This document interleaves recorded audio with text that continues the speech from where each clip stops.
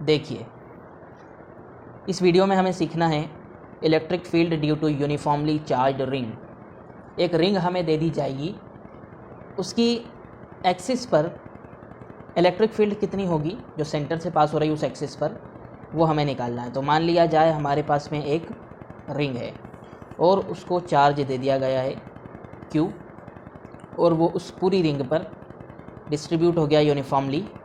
Okay, अब हमेशा हम पॉजिटिव चार्ज क्यों देते हैं? क्योंकि B पॉजिटिव।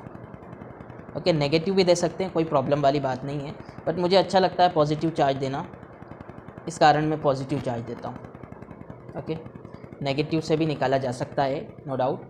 ये जो रिंग है इसको ऐसा क्यों बनाया मैंने, इसको 3D फॉर्म में इमेजिन कर पाओ इस वजह से ऐसा बनाया। ये ऐसी रिंग नहीं है, ऐसी रखी हुई है, इस वजह से ये थोड़ा सा ओवल शेप आपको लग रहा है। इसका आधा हिस्सा पेज के अंदर और आधा पेज के बाहर है, आप इमेजिन कर सकते हैं। इस रिंग का मान लिया जाए रेडियस R है। ओके, इस रिंग के सेंटर से कुछ स्मॉल r डिस्टेंस पर एक पॉइंट P है, उस पॉइंट पर आपको निकालना है इलेक्ट्रिक फील्ड। इसमें भी मैं आपको डिस्क्लेमर दे देता हूँ, आपका वेक्टर क्लियर होना चाहिए, वो तो ठीक है, वो तो आपका हो चुका होगा पिछली अगर 2-3 वीडियो आपने देखी है तो।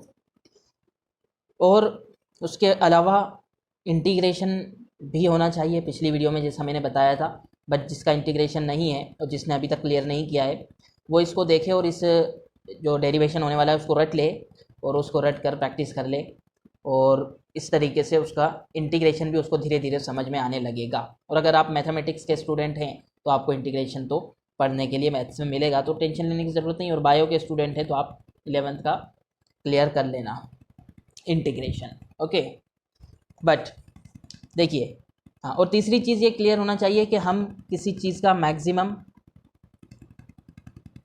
मिनिमम कैसे निकालते हैं। ओके, वो भी मैं आपको आगे बता दूंगा, कोई भी टेंशन लेने की आपको ज़रूरत नहीं है। ओके, तो देख लीजिए यहाँ पर एक पॉइंट P है, यहाँ से हमें यहाँ इलेक्ट्रिक फील्ड निकालनी है इस पूरी रिंग के थ्रू। ये पूरी रिंग मतलब इसमें ढेर सारे इनफाइनाइट पॉइंट चार्जेस हैं। ओके, तो हम इसकी एक छोटी सी लेंथ dx लेते हैं, उस पर चार्ज है मान लो dq, उस dq चार्ज के थ्रू इलेक्ट्रिक फील्ड में P पॉइंट पर निकालने की कोशिश करता हूँ। ओके, P पॉइंट पर इलेक्ट्रिक फील्ड dq चार्ज के थ्रू क्या आएगी, ये पॉजिटिव चार्ज है इसलिए इसकी जो इलेक्ट्रिक फील्ड है सामने की तरफ होगी इस तरीके से। ओके, छोटी इलेक्ट्रिक फील्ड DE, ये एंगल थीटा है, तो इसको थोड़ा सा मैं आगे बढ़ाऊँ यहाँ पर, तो this angle should also be theta. Okay, vertically opposite angle कह सकते हैं हम इसको। तो इसके थ्रू हम इलेक्ट्रिक फील्ड DE निकाल लेते हैं। क्या निकलेगी? DE इलेक्ट्रिक फील्ड निकलेगी बच्चों 1/4 पाई एप्सिलॉन नॉट, जिसको हम K कहते हैं, DQ बाय ये डिस्टेंस कितना है उसका स्क्वायर करना पड़ेगा। तो ये डिस्टेंस हमारे पास नहीं है, हमें दिया गया है this distance is small r and this is capital R। तो पाइथागोरस थ्योरम से निकाल लो आप r² + r²। ओके, तो स्क्वायर रूट में r² + r² का स्क्वायर। ओके, अरे इलेक्ट्रिक फील्ड क्या होती है 1/4 पाई एप्सिलॉन नॉट Q/r²। तो ये जो डिस्टेंस है उसका हमें स्क्वायर भी करना पड़ेगा ना, तो स्क्वायर से ये रूट चले जाएगा, तो DE की वैल्यू हमारे सामने आएगी 1/4 pi epsilon not DQ divided by r² + r², है ना। उसकी पावर कुछ भी नहीं, क्योंकि यहाँ पर कुछ भी पावर नहीं है। ओके, अब इमेजिन करो बच्चों, हमने यहाँ पर इलेक्ट्रिक फील्ड इसके थ्रू निकाली, ऐसे ही छोटे छोटे पॉइंट्स के थ्रू इलेक्ट्रिक फील्ड होगी और सबका एंगल थीटा होगा। ये एंगल थीटा है तो ये भी थीटा होगा। ओके, नीचे से भी थीटा होगा, ऊपर से भी होगा। एक अगर अपन नीचे से इसको इमेजिन करके देखें तो इस तरीके से इलेक्ट्रिक फील्ड आएगी थीटा एंगल पे, सामने की तरफ DE आएगी कि नहीं आएगी, क्योंकि ये जो डिस्टेंस है वो तो सेम है, यहाँ पर जो DQ चार्ज रहेगा वो भी सेम रहेगा। ओके, तो हमें इसकी रिजल्टेंट निकालना है, रिजल्टेंट इलेक्ट्रिक फील्ड। ओके, तो रिजल्टेंट इलेक्ट्रिक फील्ड के लिए एक तरीका मैंने बताया था आपको, वो तरीका क्या था कि अगर कोई थीटा एंगल पर या 2 थीटा एंगल पर, किसी एंगल पर इलेक्ट्रिक फील्ड्स हों ढेर सारी और वो इक्वल हो, तो उनकी रिजल्टेंट बिल्कुल सेंटर में इलेक्ट्रिक फील्ड आती है। ओके, तो एक तो सेंटर में यहाँ पर इलेक्ट्रिक फील्ड आएगी और वो कितनी आएगी, इसके थ्रू आएगी डी ई कॉस थीटा, और इसके थ्रू भी आएगी डी ई कॉस थीटा, तो बहुत सारे डी ई कॉस थीटा आने लगेंगे। ओके, बट हम जब वर्टिकल कंपोनेंट निकाल रहे हैं इसका हॉरिजॉन्टल, तो हमें इसका परपेंडिकुलर वाला कंपोनेंट भी निकालना पड़ेगा, यानी वर्टिकल कंपोनेंट। ओके, जब ये डी ई कॉस थीटा है तो this will equal to D E sine theta, ये हो जाएगा साइन थीटा। ओके, तो इस तरीके से जैसे इससे ये वाले इलेक्ट्रिक फील्ड जो हमने निकाली इसके थ्रू, वो यहाँ पर जो है कॉस थीटा आया, उसका परपेंडिकुलर कंपोनेंट आया डी ई साइन थीटा। इसी तरीके से इसका जो कंपोनेंट आया है डी ई कॉस थीटा, तो इसका परपेंडिकुलर इसके नीचे आएगा D E sine theta. Okay, अब इमेजिन करो आप, ऐसे दो के थ्रू निकाला है हमने, ऐसे यहाँ से भी आएगा और नीचे की तरफ इस वाले पार्ट से जो है ऊपर की तरफ आएगा, तो जितने भी डी ई साइन थीटा है एक दूसरे को वो कैंसिल कर देंगे, क्योंकि अपोजिट डायरेक्शन में है वो, ये इसके अपोजिट है, तो ये D E sine theta cancel हो जाएगा। ओके, तो D E sine theta will cancel out each other.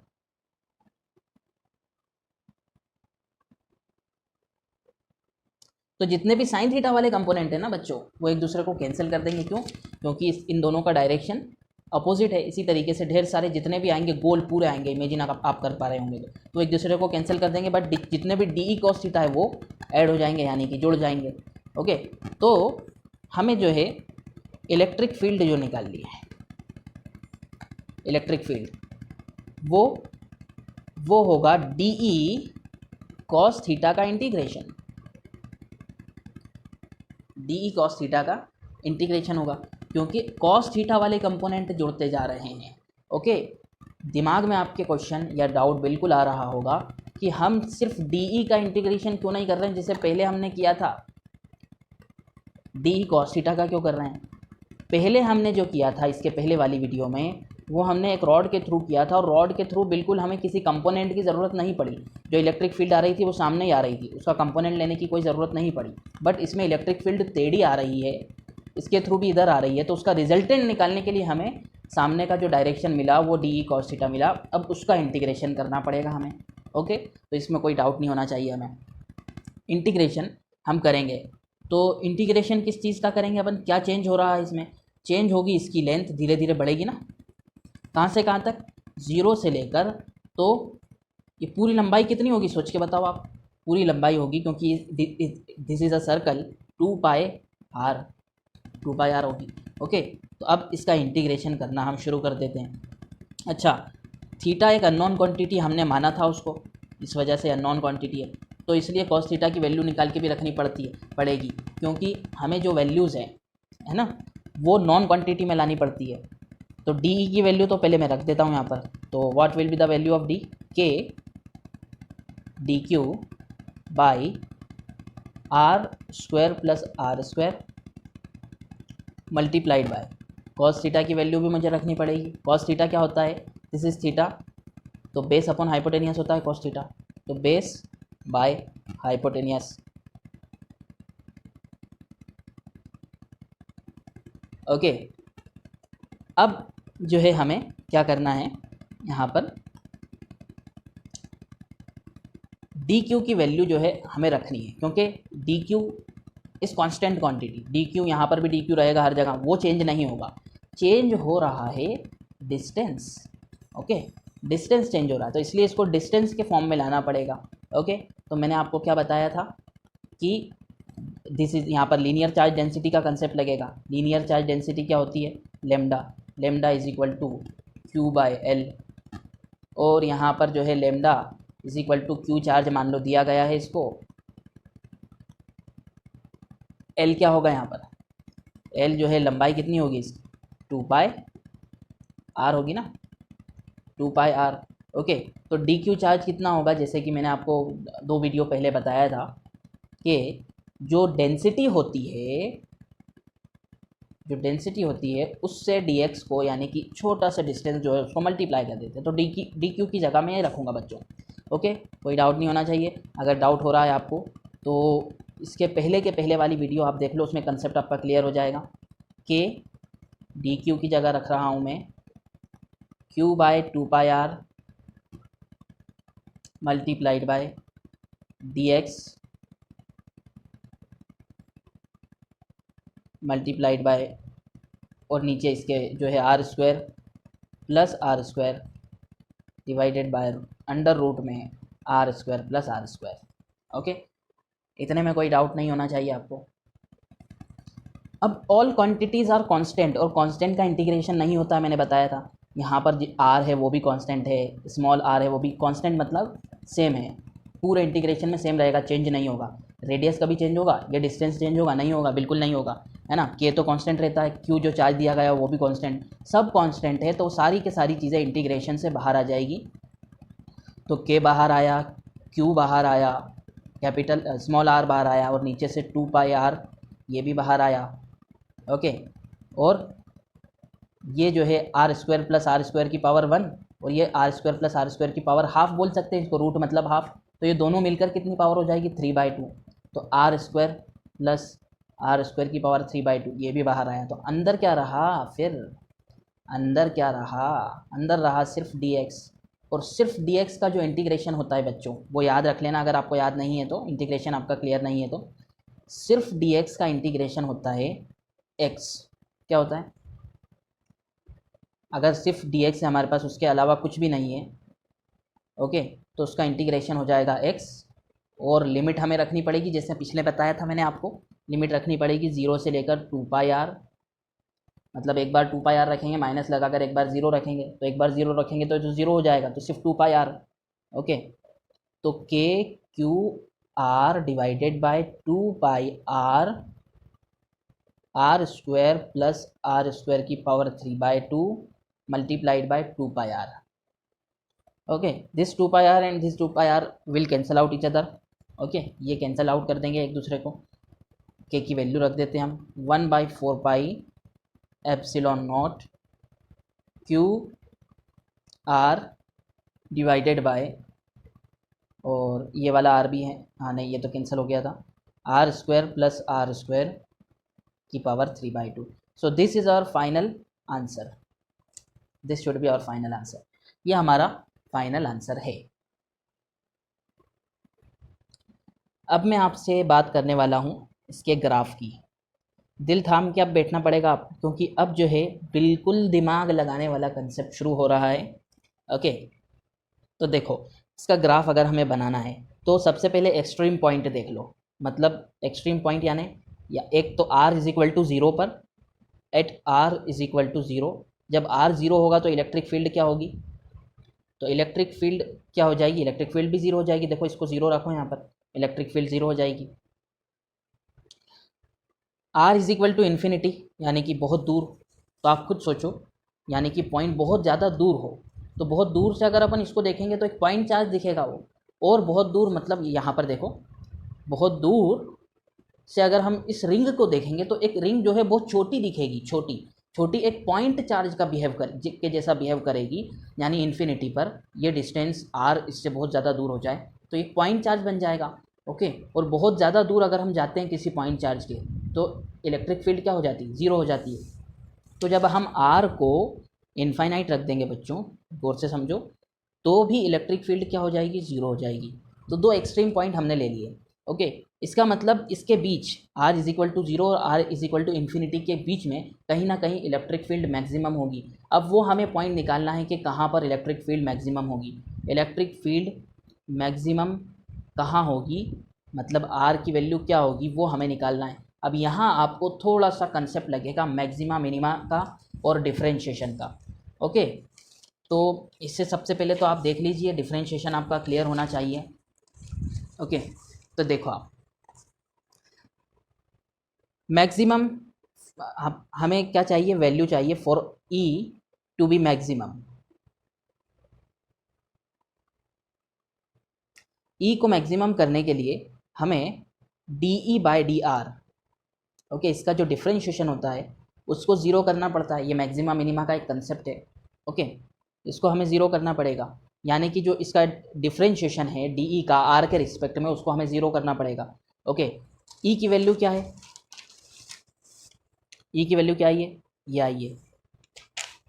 तो हमें क्या ज़ीरो करना पड़ेगा, D by D R of E की वैल्यू। तो ई की वैल्यू है K Q R divided by R square plus R square sorry to the power 3/2। अब मुझे क्या करना है, इसका क्या करना है, इंटीग्रेशन कर वो डिफ्रेंशिएशन करना है आर के रिस्पेक्ट में, और उसको ज़ीरो के बराबर पुट करके वैल्यू निकालनी है कि आर की वैल्यू क्या आ रही है। ओके, जो जो कांस्टेंट है उसको बाहर निकाल लेता हूँ मैं। के और क्यू कांस्टेंट है, हालांकि कैपिटल आर भी कांस्टेंट है, बट इसको हम बाहर नहीं निकाल सकते क्योंकि ये इसके साथ ब्रैकेट में है, आर भी है छोटा आर उसके साथ में। ओके, तो मुझे डिफ्रेंशिएशन करना है इसका। अब बच्चों अगर आपको डिफ्रेंशिएशन आता होगा थोड़ा भी, तो एक कंसेप्ट आपको आता होगा। ओके, वो कंसेप्ट क्या है, वो कंसेप्ट है क्वोशिएंट रूल। क्वोशिएंट रूल मतलब अगर कोई फंक्शन, दो फंक्शन डिवाइड में हो और दोनों का डिफरेंशिएशन हमें करना हो, दोनों फंक्शन सेम हो जिसके रिस्पेक्ट में हमें डिफरेंशिएशन करना है, वो हो दोनों फंक्शन में, तो हम क्या करते हैं उसको, डिवीज़न वाला रूल। देखो अगर हमें जो है करना है डिफरेंशिएशन किसी चीज़ का, न्यूमरेटर बाय डिनोमिनेटर का डिफरेंशिएशन करना है डी बाई डी एक्स के रिस्पेक्ट में, तो हम क्या करते हैं, उसका एक फार्मूला होता है। फार्मूला क्या होता है, डिनोमिनेटर ऐसा कैसे ही रखो, न्यूमरेटर का डिफरेंशिएशन करो माइनस लगा के, न्यूमरेटर ऐसा कैसे ही रखो, और डिनोमिनेटर का डिफरेंशिएशन करो डिवाइडेड बाय जो डिनोमिनेटर है उसका स्क्वायर करो। ये फार्मूला है डिफरेंशिएशन का। अब हम यहाँ पर वही फार्मूला अप्लाई कर रहे हैं। सबसे पहले डिनोमिनेटर में ऐसा कैसा ही रख रहा हूँ और न्यूमरेटर का डिफरेंशिएशन कर रहा हूँ, यानी आर का डिफरेंशिएशन 1 हो जाएगा, माइनस लगा के आर को ऐसा कैसा ही रख रहा हूँ। ओके, और इसका डिफरेंशिएशन कर रहा हूँ मैं, तो इसका डिफरेंशिएशन क्या होगा, 3/2 पहले तो आगे आ जाएगा, ब्रैकेट में चेन रूल लग रहा है इसमें। ओके, और R square plus R square, और इसमें से जो है हाफ बचेगी पावर, फिर मल्टीप्लाइड बाय अंदर जो है आर स्क्वायर का, capital R square small R square का भी डिफरेंशिएशन करना पड़ेगा मुझे, क्योंकि इसका तो 0 हो जाएगा, इसका मुझे करना पड़ेगा 2r। ओके, और डिवाइडेड बाय डिनोमिनेटर का स्क्वायर, यानी कि हमें इसका स्क्वायर करना पड़ेगा, R square plus R square की पावर 3/2 जो है उसका मुझे क्या करना पड़ेगा, स्क्वायर, और इक्वल टू लगाकर 0 करना पड़ेगा इसमें। ओके, अब हम इसको सिंप्लीफाई कर रहे हैं, R square plus R square की पावर 3/2 माइनस, यहाँ पर जो है हम करेंगे ये r और ये भी r, तो आर स्क्वायर हो जाएगा और 2 से 2 कैंसिल हो जाएगा, तो 3r स्क्वायर हो जाएगा ये। Okay, R square plus R square to the power 1/2 हो गई है, डिवाइडेड बाय में जो भी है उसको मैं लिख नहीं रहा हूँ। क्यों नहीं लिख रहा हूँ, क्योंकि वो इधर 0 में मल्टीप्लाई होकर 0 हो जाएगा। ओके, तो हम इसको 0 कर देते हैं, तो बचा क्या, ऊपर जो भी है न्यूमरेटर वो बचा है, डिनोमिनेटर तो 0 में चले गया, minus 3r square plus R square to the power 1/2 is equal to 0। इसको मैं इधर भेज देता हूँ। ओके, तो R square plus small R square to the power 3/2 equals to 3r square plus R square to the power 1/2। ओके, अब हम इसको कैंसिल कर सकते हैं, ये पावर 3/2 है, 1/2 यहाँ, ये 1.5 पावर है और ये 1 है, तो ये कैंसिल होके यहाँ पर 1 पावर बचेगी, मतलब ये आधी है और ये 1.5 है, तो यहाँ पर 1 बचेगी, मतलब ये बचेगा R square plus R square ही बचेगा, उसकी power 1 is equal to 3r square. ओके, अब इसको इधर लेकर आएंगे हम, तो R square is equal to 3r square minus R square. Okay, तो यहाँ पर आर स्क्वायर की वैल्यू क्या आएगी, capital R square by 2। Okay, तो आर की वैल्यू क्या आ जाएगी, plus minus R by √2। Okay, ये वैल्यू आ जाएगी हमारी। ओके, यानी जो इलेक्ट्रिक फील्ड है वो R is equal to R by √2 पर क्या होगी, मैक्सिमम होगी, यहाँ पर इलेक्ट्रिक फील्ड मैक्सिमम होगी। अब जब हम मतलब प्लस माइनस, प्लस पे भी और माइनस पर भी, अब जब हम इसका ग्राफ बनाते हैं तो हमें इस तरीके से इसका ग्राफ मिलेगा। ये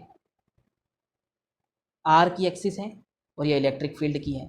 R इज इक्वल टू 0 पर इलेक्ट्रिक फील्ड 0।